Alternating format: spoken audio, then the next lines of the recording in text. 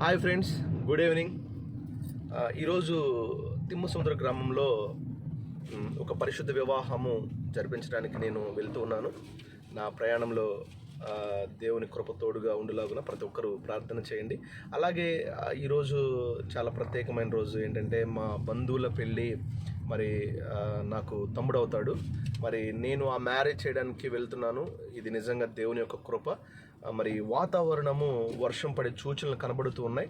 మరి ప్రతి ఒక్కరు ప్రార్థన చేయండి. ఈరోజు వాతావరణము సమస్తము ప్రభు ఆధీనంలో ఉండులాగున ప్రతి ఒక్కరు ప్రార్థన చేయవలసిందిగా మనస్ఫూర్తిగా కోరుకుంటూ ఉన్నాను.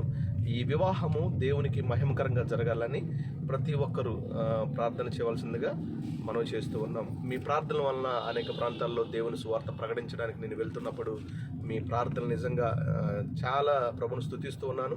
అలాగే ఈ వివాహం కోసం కూడా ప్రతి ఒక్కరు ప్రార్థన చేయవలసిందిగా ప్రభు పేరిట మీ అందరికీ